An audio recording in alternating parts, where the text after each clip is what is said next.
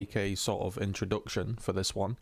I've never really spoke on mental health or anything really too serious during my time on YouTube. I mean, I've spoke on some topics, but it's still a topic I don't really like to talk about because it's quite personal.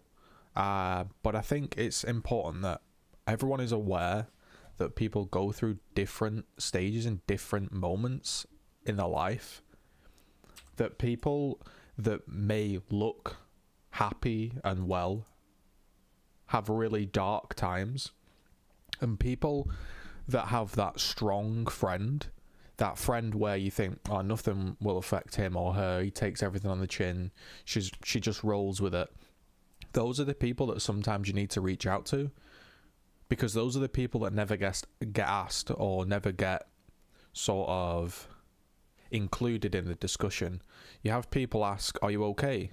If you've ever had depression or you've ever like dealt with depression or anything, you're just going to say, I'm fine.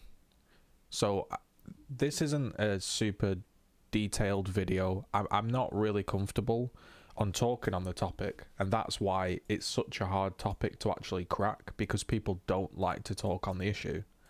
There's so many things to do with mental health that have like a huge effect on somebody, and you don't really know. I'm speaking from personal experience. You don't really know what is going to upset that person or what is going to just I would say frustrate them.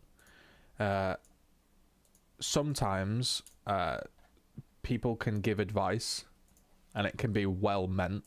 I guess it can be well meant, but it can completely rub the person up the wrong way.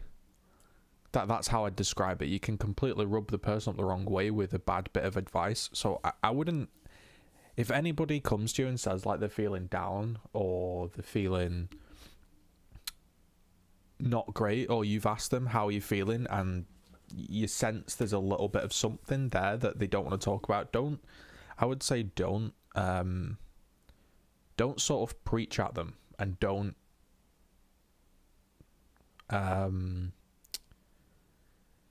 sort of preach at them, and just let them talk to you in their own time, and don't try and solve somebody's problems. I would say that for me was the very frustrating thing. If you ever tried to speak to anybody about a mental health issue, people just have answers, and the difficult thing is there are answers out there, such as talk to people, and that's why I wanted to sort of dedicate this week's stream to mental health, because I noticed Twitch was promoting it, and I thought, I've actually never spoke on the topic or never made myself available to talk to, but I'm always available to talk to.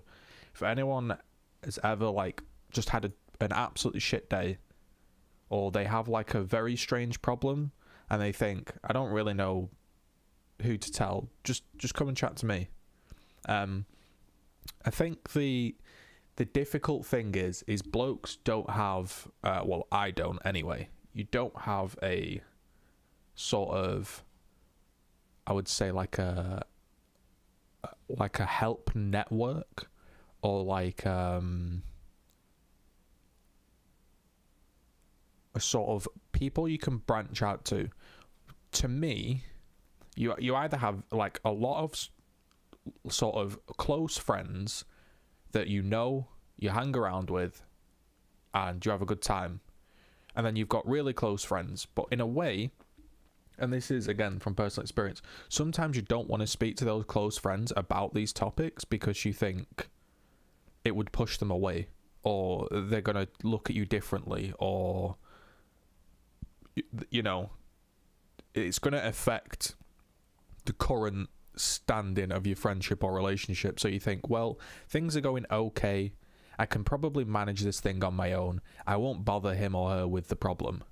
But really, that's when you should bother them with the problem. And it's very easy for me to sit here and say it's a lot harder to do, but I'm not going to sit here and preach advice or tell you how to manage a mental illness or anything like that. I just wanted to make this quick little thing that if you want to chat, I'm available. I know exactly what people have been through. And yeah, that's how I would surmise that. That I think people what they don't understand is they get this idea that somebody with mental health is sad. I think that's what a lot of this comes down to, and it's just not true.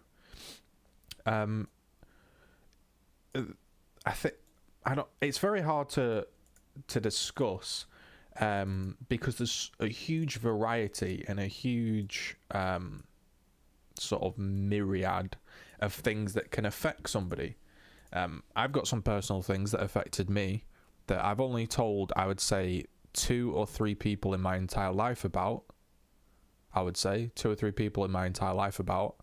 But it really did help. It probably took 2 or 3 years to pinpoint what exactly sort of made me depressed, I would say. Took me 2 or 3 years to actually pinpoint the specific moment. Some people don't have a specific moment. Some people are just, I would say honestly, born with like a sadness in them. And that's normal. I think what's strange is because I'm specifically targeting men. Now, obviously women have depression, but the reason I'm specifically targeting men is because men are the more likely ones to kill themselves. I believe the reason for this is I think it's the way we consume sort of media and the way the things are at the moment, in the sense that you can wake up, your morning is pretty much no contact, I would say. A few passing moments, a few passing comments, you're traveling to work, you're listening to the radio, you're listening to a song, and there's nothing behind it. It's like a facade of happiness where I would say you're just going through the motions, and then you get to lunchtime, then you get to dinner or whatever you want to call it, tea, lunchtime, and like you never actually sit down and have a conversation with anyone. And the only things you're watching are like, here's a stream of somebody being happy, here's a YouTube video of someone doing something awesome, here's a news clip of somebody doing something awesome, or here's a news clip of somebody doing something terrible. And you never really actually sit down and talk because everything's so mediocre and everything's so average during the day. When you actually sit down with a friend, the last thing you want to say is, after such a long shit day, is, "Hi mate, I'm feeling really depressed." That I feel like that's the main issue, that you have like this, for me anyway, you have this like leveled out day where it's okay, you get through the days, and then the last thing you want to do is talk to somebody that is on a good day and bring them down to your level, because you'd think like, well, he's on a good day, so I won't sort of interrupt him. And that's when things spiral out of control, and that's when one day you go and do something silly. So the idea behind Mental Health Week is just to raise awareness. And again, I'm not trying to say I can cure depression, or it's going to make you not depressed, or it's going to make you feel any happier. But if you're having a shit day, just come and chat, tweet at me, chat. I've always been available, but I've never made myself available. I think that's been a mistake. So yeah, I would say that's that. So please come and chat, or lurk, whatever makes you feel good. My advice, if I could give any advice, a small piece of advice, would just be, if you are depressed and you're going through depression, I guess my number one advice would be, do something that gives you some enjoyment. Now that sounds obvious, but what I mean by that is, a lot of the times when you're depressed, you'll have this one thing that gives you enjoyment, but you think it's silly. You think, this shouldn't give me enjoyment. Why does it? I feel terrible. Why does this thing give me enjoyment? So let's say you're feeling really down. You feel like you've got the world on your shoulder. You feel like everywhere you look, it's just bleak. There's just nothing good coming out. And then, for some reason, you really like, I don't know, you're watching this TV show, watching a certain program, eating a certain type of food. It's much better to focus on the joys that you've got than the stuff that you don't have or the stuff that's making you sad. That's what I would say, because if you're constantly thinking about how shit everything is, for me, and this was me personally, you're going to do something silly.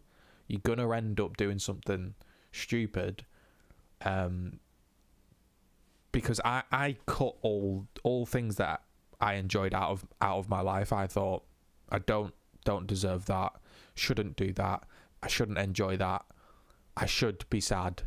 And then it got to a point where I guess you sort of, this is going to sound weird for somebody that doesn't really know what I'm on about. You sort of enjoy your own sadness. That might sound strange, but you sort of enjoy your own sadness in the sense that you're just like, this isn't that bad actually. Because some things can come out of depression that are positives, which sounds strange. You can end up being more creative and more receptive to people because you've been through something different, so you can understand people better. Sometimes you can become more creative. For example, Stephen Fry, during his manic depressive, he made all his shows when he was manic depressive, and he really didn't want to go to the doctors and get cured because all his best ideas came when he was manic depressive. So there is a danger that sometimes you can actually begin to enjoy the sadness. That's not normal. You should continually look for things that either slowly improve your situation or at least make you feel better and make you not want to do something rash, right? So you're having a particularly bad day. For some reason, painting, it chills you out, it relaxes you, but you think, I shouldn't really paint. I feel sad. I don't really want to paint, but go and do it. That's what I would say. So I'm just making myself available. There we go.